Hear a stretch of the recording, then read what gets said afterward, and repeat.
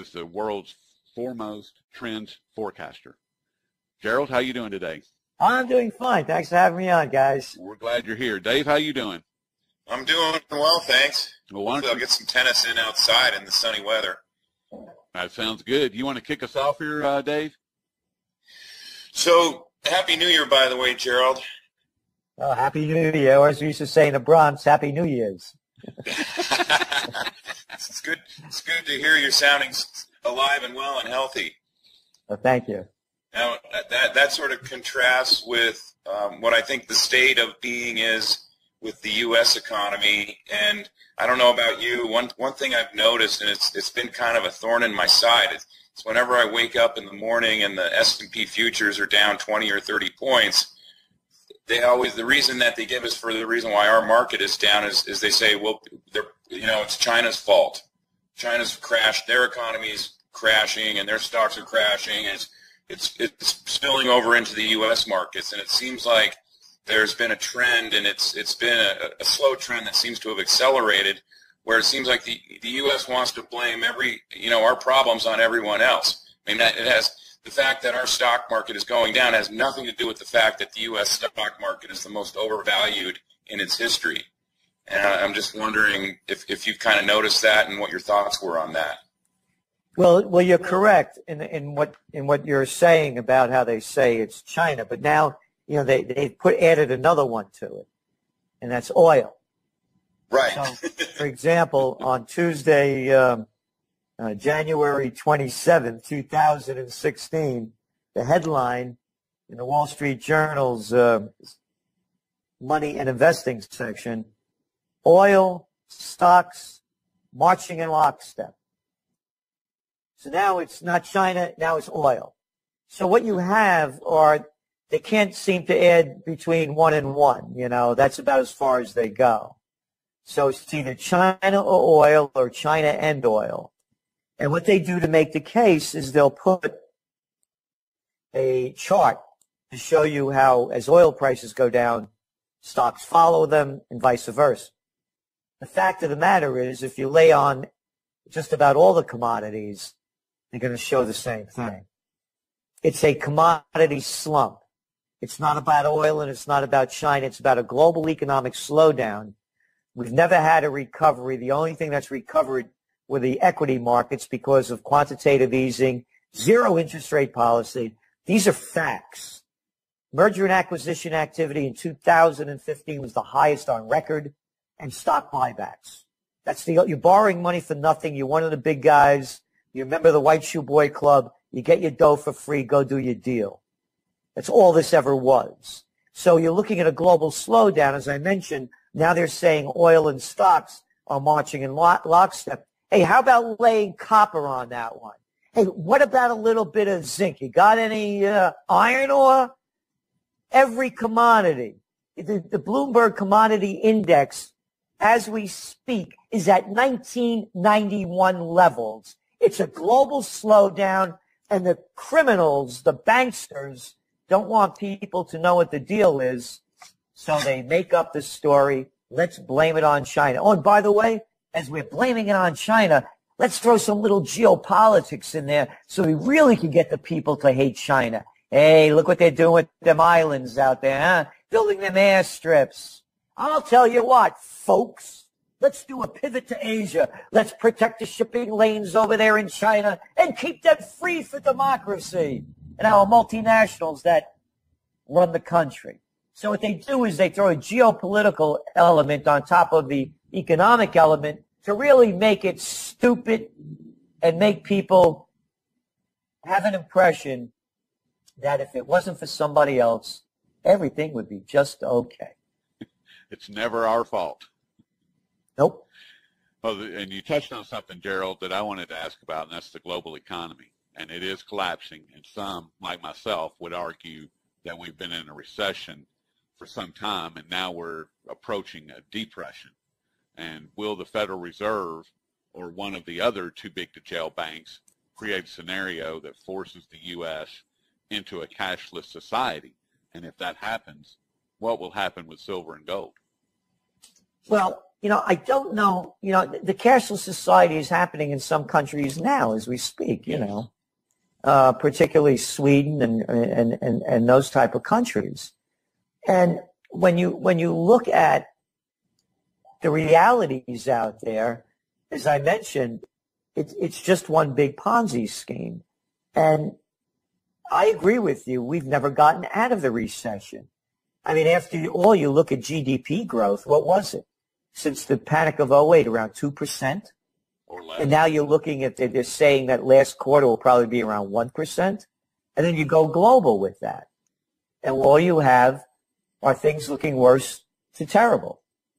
So we don't see any recovery coming out of this at all.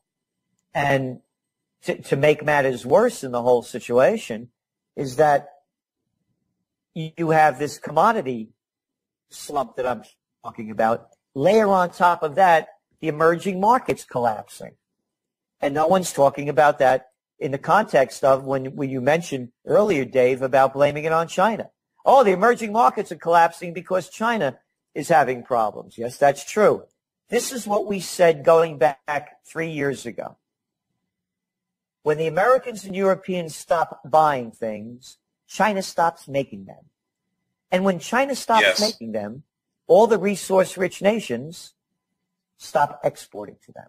That's what you have going on. Do you see how do you see this affecting silver and gold going forward, Gerald?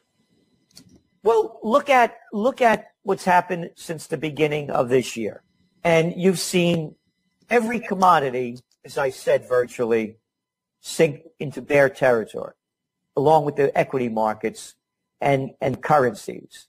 Currencies in the emerging markets are down some 18% just year to date. You're looking at other currencies going from the ruble to the Mexican and Colombian peso to the African rand. Remember, these are all resource-rich nations I'm mentioning. Brazil hitting record lows against the dollar. So, what about gold? If you owned rubles and you were getting 35 to a dollar, now you're getting 86, what would you rather own? Gold or rubles or real or pesos or rand? Again, then you put a layer on top of that. The only reason the dollar is staying strong is because the other currencies are so weak. Going back to the beginning of the year, the declining currencies and commodity prices and equity markets. This is a fact. It's the worst opening of a new year we had in America than in the history of the Dow.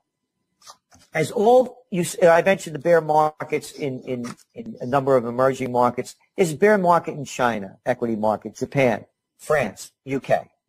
So now gold. Gold is about the only thing that's gone up in the new year. Gold's up about 3.8% since the beginning of the year. When all else fails in terms of economies, gold remains the ultimate safe haven. I don't give financial advice. I'm only saying it as I see it. Why would I want to be in currencies, including the dollar, when all they're doing is printing this digital money backed by nothing and printed on nothing, when I could be in gold, which has for millennia been the ultimate safe haven? And it seems to be running out because all the mines are shutting down. The mines are shutting down, and unlike the other commodities, where they'll keep producing the commodity just to ensure that they're getting, some money because they're so deep in debt. With gold, it becomes the issue. You're really going to pull this stuff out of the ground when you're selling it for less than it's costing you to pull it out? No. So what you have, and the difference is if you have countries like Russia and Saudi Arabia and Iran and others that could mine their oil relatively cheaply and still sell it. With gold, you're pulling it out, you're selling it at a loss. With the other countries, they're not making as much as they used to. That's a big difference. So in the United States and Canada, for example, rig counts are diving because it costs them more to pull it out than to pump it. To pull it out and pump it than they're making on it. with gold is, am I going to pull it out of the ground and lose money? No, it's like the rig counts. You're not going to pull it out if you're going to lose money pumping it. But the countries that don't lose money pumping it are going to keep pumping it. So the correlation between gold and commodities is very different. You know, Gerald, something that you just said a couple minutes ago really kind of flipped a switch for me, and that has to do with when you were talking about the ruble-dollar exchange rate and in the context of gold. And we see how much gold Russia and China have been accumulating. I mean, no one knows how much China's ultimately accumulated over the last couple decades, but we do know that in 2015, they withdrew a record amount from the Shanghai Gold Exchange, and a report just came out yesterday that they imported a record amount from Hong Kong. I mean, both of these two countries are accumulating a phenomenal amount of physical gold. And I think a lot of us were kind of thinking it was to prepare for some sort of currency reset.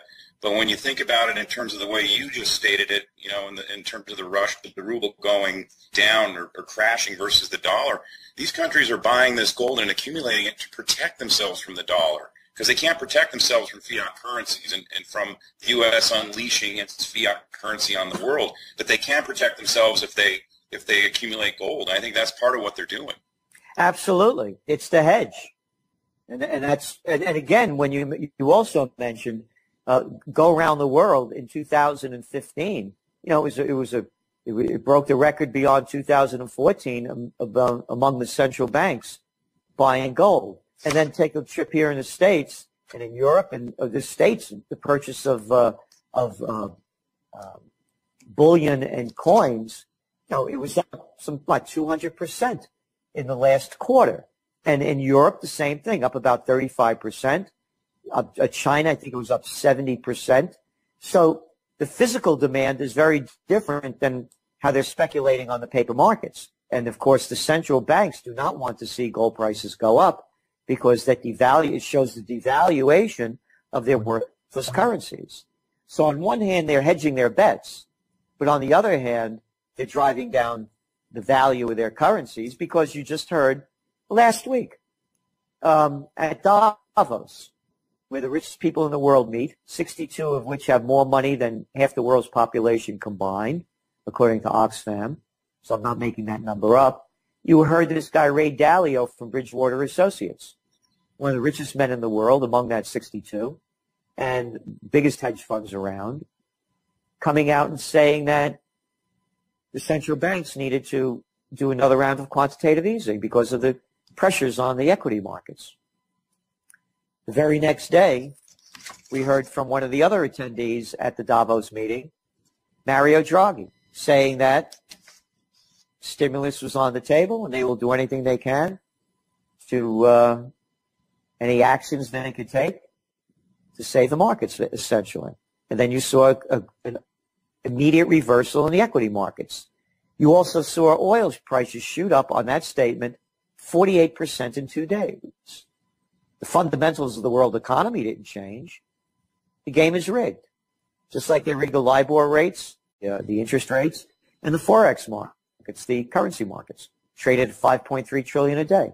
You just saw the great rig come out of Davos last week. Was it a coincidence?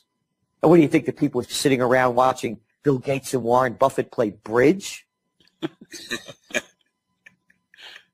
I would say probably not. I mean, you had the Sheikh of Arabis over there, the presidents, prime ministers, chancellors, secretaries of this and that, ministers of here and there. You think they're around, just, well, hey, don't play that card. No, they're doing a deal, man. Setting us up. Yep. Knocking out them shorts, those market shorts. Those market shorts. I want to turn to the U.S. for just a second, Gerald, and kind of look at something a little bit darker. And with organizations like Black Lives Matter, the situation in Oregon, which is currently escalating, and various other civil and uncivil activities happening around the country, what do the trends tell you will be one of the trigger events that creates a mass uprising and civil unrest in the United States? I think you're going to see it kind of like the things that are happening in Flint, Michigan, where the people are being poisoned by the state to save money. Yeah, we have wars to wage all over the world, of course. You know that. Yes. But with no money for we the people. And Obama dumped them a tiny $5 million, called it an emergency rather than a disaster, as people are dying and suffering. But, you know, hey, how many drone strikes this week, you know? How many they cost? But anyway, I think it's going to be economically based, but it may have another trigger point that knocks it off, like a Flint type of episode. And in terms of Black Lives Matter, you know, I mean, it's people are getting killed white and black from the militarized police, you know, and it's bigger than that. And matter of fact, when you look at the latest data coming out, when you see the depressionary levels that are going on, suicide rates are skyrocketing. Not suicide rates, excuse me.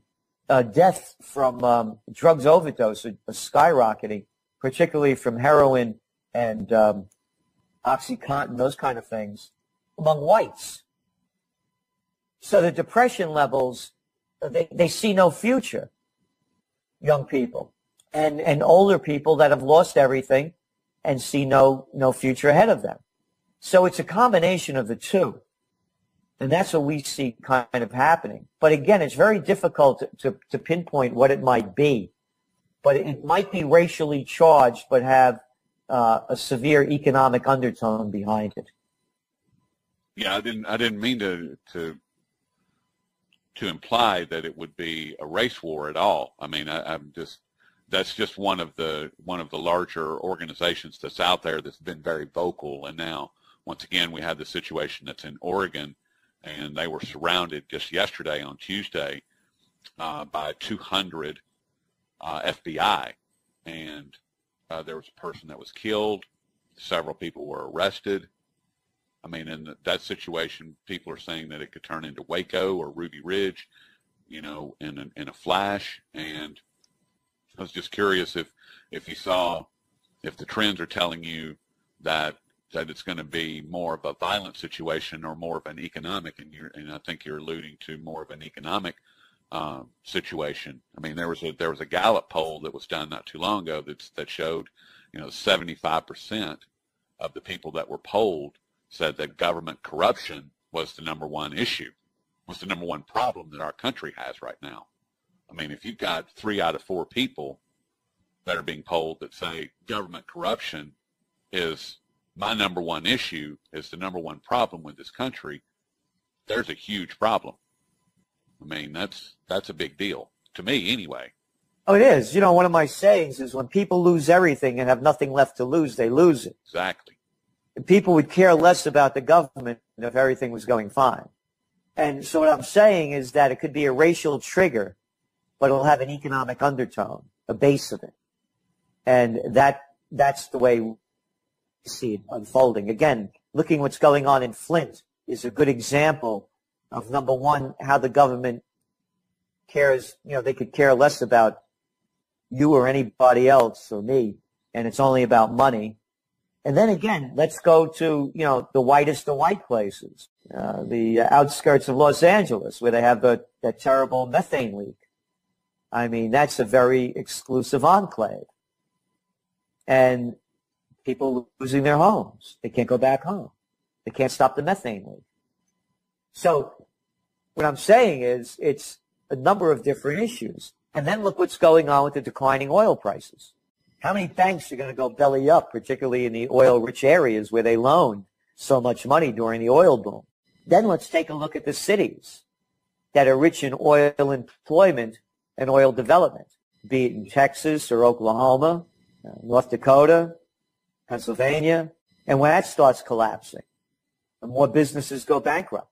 It's a combination, as I see it, as that could be the trigger point. And, of course, the only real solution is a peaceful one. You know, it's anybody that has violence on their minds, or it's not going to happen in a positive way.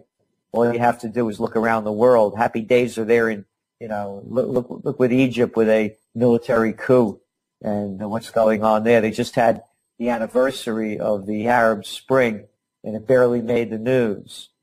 And they clamped down on everybody, wouldn't allow anybody to protest. So it has to be a peaceful revolution, and there's no reason why it shouldn't be. I mean, there are enough smart people in this country that want to have positive change. Yep. Well, as John Lennon said, that, once you turn to violence, then the government has you exactly where they want you. They know exactly what to do with you and how to do with you. But if you are not violent, then they don't know what to do, because That's right. They have no response. That's right. And he's 100% right, because they only act in a violent way and are defenseless when it comes to waging peace. Laughter. I don't know what to do with laughter. No. Boy, what attitudes these guys have to. It took me a lot of years to write this one line. I was not put on this earth to take orders by, begins with an A, and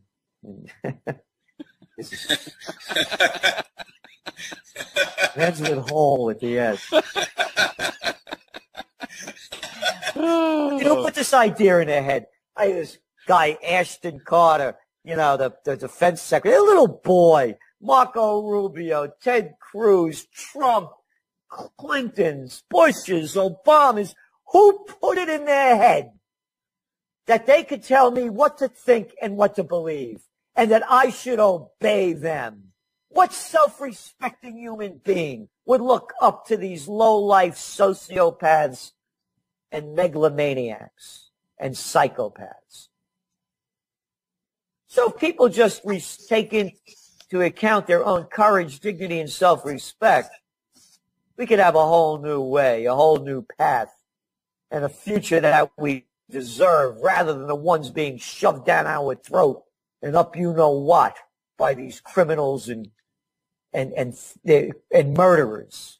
I guess kind of an extension of what you just were talking about, Gerald, and it's something that I've noticed for a while, quite some time, at least since 2000, probably goes back before that, but our system has been creeping towards a totalitarian governmental system, and I was on an interview yesterday where I described it now as it's kind of broken out into a jog, and that's part of what this political social correctness crap is all about, where they want to tell you what to say, what to think, and how to say it. And so I'm just wondering if your trend forecasting is looking at, do you see our government eventually becoming completely totalitarianism? And because I'm not sure anything's going to stop it. It seems to be getting worse. The only way, yes, it is. It has. The only way it's going to change is when, the people change it. As someone gave me a wonderful quote, it does not take a majority to prevail, but rather an irate, tireless minority keen on setting brush fires of freedom in the minds of men. Wow. This guy, some guy who gave me that one a while ago. I've heard that before. Yeah. And, of course, the other one is one man with courage makes a majority. Andrew Jackson. Again, what self-respecting person would take orders from these jerks? And I use the word jerks. I'd rather use another word. So it's up to us to change it. We can do it. The opportunity for a new third party has never been better. And that's the only way it's going to change. And there's still plenty of time. I began my career running political campaigns in Westchester County at a graduate school, and I was the assistant to the secretary of the New York State Senate, and I designed and instructed American politics and campaign technology at St. John's University. I know a thing or two about running campaigns. There's plenty of time. In the old days, the real campaign didn't really kick off until after Labor Day. This is just a presidential reality show. It's the prelude. So there's opportunity now, if the right money came behind it and the right will of the people, and you need money, there's no question about it, to really change the course. And what Trump has done, and my campaign slogan, by the way, to tell you how I feel about Trump, for 2016, is Trump or Clinton, Hitler or Hitlery.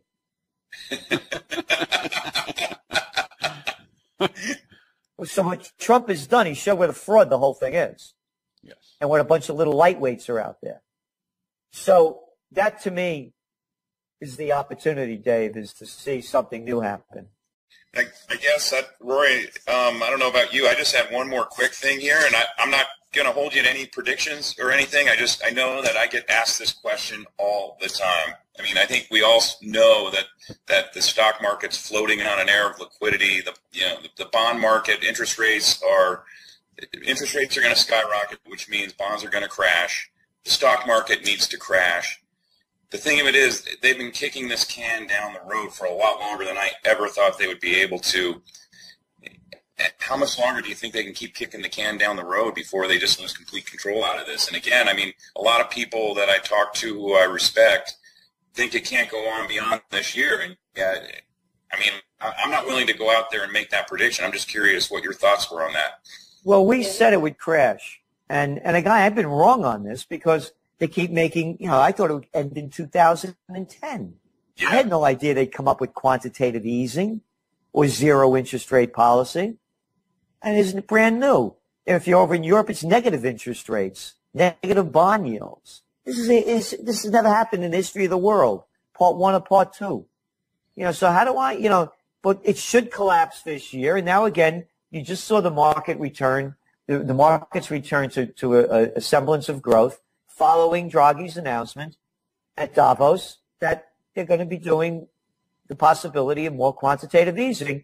Oh, by the way, the Chinese were also at that meeting, and they're hinting the same thing. So if they do that, it will give these money junkies another shot of monetary meth, and it'll keep their game going. But junkies at some point, crap out. Yeah. When is it going to happen? I don't know. But the other thing is why I'm bullish on gold is because with the next run of quantitative easing, that's when gold prices are going to take off. I believe. We can only hope. I mean, gold has to perform and do its job at some point. It has to return to being the thermometer of health for the economy. And at some point, it's going to go completely crazy because of these psychopaths, sociopaths, megalomaniacs, as you just said, Gerald, that are running the show. They're all crazy. They're completely out of their mind, and they're trying to take us with them. And gold, once again, it has got to return to doing its job. It just has to. I mean, economic Mother Nature says it will do its job at some point. Yes, again, it's been like that for millennia. This is only a short period of time. When they've held this up. And not let gold take its natural course. Again, the commodity markets on the paper markets and the taking for possession markets are two different worlds. Exactly. So they could keep rigging it with short selling and on the commodity end, but they cannot do it on the other end. And at some point it's going to fail. And as I say, for millennia, gold has been the safe haven. And with geopolitical unrest, socioeconomic unrest, why would I want to be in bitcoins, bucks, rubles, or pesos or anything else? So to me, gold is my golden years. I don't trade it. I buy it and I hold it. Exactly. And with that, Gerald, it's been a real pleasure. Appreciate all your time today. And if you would, you do such a great job of telling people how to find your work. If you would, tell them how to find your work. Trendsresearch.com, trendsresearch.com. We put out the Trends Journal, of course, which is a quarterly magazine, Trends Monthly, Trends This Week, and every weekday night, Trends in the News broadcasts live from Colonial Kingston to put you on top of the trends and way ahead of the news, and also to provide you with history before it happens. So if anybody wants to prepare for what lies ahead, avoid the dangers, and seize the opportunities, give it when all they're doing is printing this digital money backed by nothing and printed on nothing. When I could be in gold, which has for millennia been the ultimate safe haven. And it seems to be running out because all the mines are shutting down. The mines are shutting down, and unlike the other commodities, where they'll keep producing the commodity just to ensure that they're getting some money because they're so deep in debt. With gold, it becomes the issue, you're really going to pull this stuff out of the ground when you're selling it for less than it's costing you to pull it out? No. No. So what you have, and the difference is if you have countries like Russia and Saudi Arabia and Iran and others that could mine their oil relatively cheaply and still sell it. With gold, you're pulling it out, you're selling it at a loss.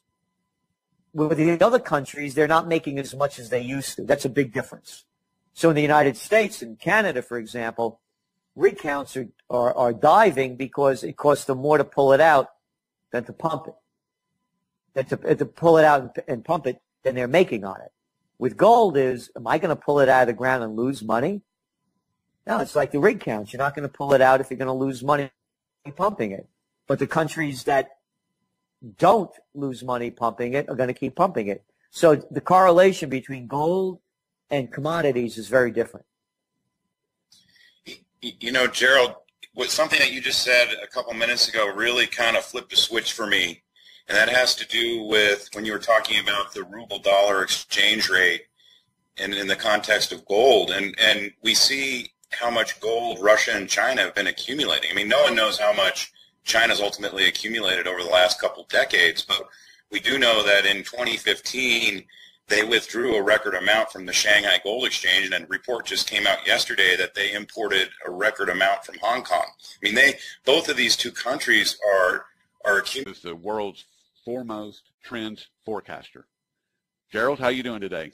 I'm doing fine. Thanks for having me on, guys. We're glad you're here. Dave, how you doing? I'm doing well, thanks. Well, Hopefully I'll get some tennis in outside in the sunny weather. That sounds good. You want to kick us off here, Dave? So, Happy New Year, by the way, Gerald. Oh, Happy New Year. Or as we used to say in the Bronx, Happy New Year's. It's good to hear you're sounding alive and well and healthy. Well, thank you. Now, that sort of contrasts with what I think the state of being is with the U.S. economy. And I don't know about you, one thing I've noticed, and it's been kind of a thorn in my side, it's whenever I wake up in the morning and the S&P futures are down 20 or 30 points, the reason that they give us for the reason why our market is down is they say, well, it's China's fault. China's crashed, their economy's crashing, and their stocks are crashing. It's spilling over into the U.S. markets, and it seems like there's been a trend, and it's been a slow trend that seems to have accelerated, where it seems like the U.S. wants to blame our problems on everyone else. I mean, the fact that our stock market is going down has nothing to do with the fact that the U.S. stock market is the most overvalued in its history. And I'm just wondering if you've kind of noticed that and what your thoughts were on that. Well, you're correct in what you're saying about how they say it's China, but now they added another one to it, and that's oil. Right. So, for example, on Tuesday, January 27, 2016, the headline in the Wall Street Journal's money and investing section: oil stocks marching in lockstep. So now it's not China, now it's oil. So what you have they can't seem to add between 1 and 1, that's about as far as they go. So it's either China or oil or China and oil. And what they do to make the case is they'll put a chart to show you how as oil prices go down, stocks follow them and vice versa. The fact of the matter is if you lay on just about all the commodities, they're going to show the same thing. It's a commodity slump. It's not about oil and it's not about China. It's about a global economic slowdown. We've never had a recovery. The only thing that's recovered were the equity markets because of quantitative easing, zero interest rate policy. These are facts. Merger and acquisition activity in 2015 was the highest on record, and stock buybacks. You're borrowing money for nothing. You're one of the big guys. You're a member of the White Shoe Boy Club. You get your dough for free. Go do your deal. That's all this ever was. So you're looking at a global slowdown. As I mentioned, now they're saying oil and stocks are marching in lockstep. Hey, how about laying copper on that one? Hey, what about a little bit of zinc? You got any iron ore? Every commodity the Bloomberg Commodity Index, as we speak, is at 1991 levels. It's a global slowdown, and the criminals, the banksters, don't want people to know what the deal is, so they make up the story. Let's blame it on China. Oh, and by the way, as we're blaming it on China, let's throw some little geopolitics in there so we really can get the people to hate China. Hey, look what they're doing with them islands out there, huh? Building them airstrips. I'll tell you what, folks. Let's do a pivot to Asia. Let's protect the shipping lanes over there in China and keep them free for democracy and our multinationals that run the country. So what they do is they throw a geopolitical element on top of the economic element to really make it stupid and make people have an impression that if it wasn't for somebody else. Affecting silver and gold going forward, Gerald. Well, look at what's happened since the beginning of this year. And you've seen every commodity, as I said, virtually sink into bear territory, along with the equity markets and currencies. Currencies in the emerging markets are down some 18% just year to date. You're looking at other currencies going from the ruble to the Mexican and Colombian peso to the African rand. Remember, these are all resource-rich nations I'm mentioning. Brazil hitting record lows against the dollar. So, what about gold? If you owned rubles and you were getting 35 to a dollar, now you're getting 86, what would you rather own? Gold or rubles or real or pesos or rand? Again, then you put a layer on top of that. The only reason the dollar is staying strong is because the other currencies are so weak. Going back to the beginning of the year, the declining currencies and commodity prices and equity markets. This is a fact. It's the worst opening of a new year we had in America than in the history of the Dow. As I mentioned the bear markets in a number of emerging markets. There's a bear market in China, equity market, Japan, France, UK. So, now gold. Gold is about the only thing that's gone up in the new year. Gold's up about 3.8% since the beginning of the year. When all else fails in terms of economies, gold remains the ultimate safe haven. I don't give financial advice. I'm only saying it as I see it. Why would I want to be in currencies, including the dollar? Everything would be just okay. It's never our fault. Nope. Well, and you touched on something, Gerald, that I wanted to ask about, and that's the global economy. And it is collapsing, and some, like myself, would argue that we've been in a recession for some time, and now we're approaching a depression. And will the Federal Reserve or one of the other too big to jail banks create a scenario that forces the U.S. into a cashless society? And if that happens, what will happen with silver and gold? Well, I don't know. The cashless society is happening in some countries now as we speak, particularly Sweden and those type of countries. And when you look at the realities out there, as I mentioned, it's just one big Ponzi scheme. And I agree with you. We've never gotten out of the recession. I mean, after all, you look at GDP growth. What was it? Since the panic of '08, around 2%. Or less. And now you're looking at, they're saying that last quarter will probably be around 1%. And then you go global with that. And all you have are things looking worse to terrible. So we don't see any recovery coming out of this at all. And to make matters worse in the whole situation is that you have this commodity slump that I'm talking about. Layer on top of that, the emerging markets collapsing. And no one's talking about that in the context of when you mentioned earlier, Dave, about blaming it on China. Oh, the emerging markets are collapsing because China is having problems. Yes, that's true. This is what we said going back 3 years ago. When the Americans and Europeans stop buying things, China stops making them. And when China stops making them, all the resource-rich nations stop exporting to them. That's what you have going on. Do you see how do you see this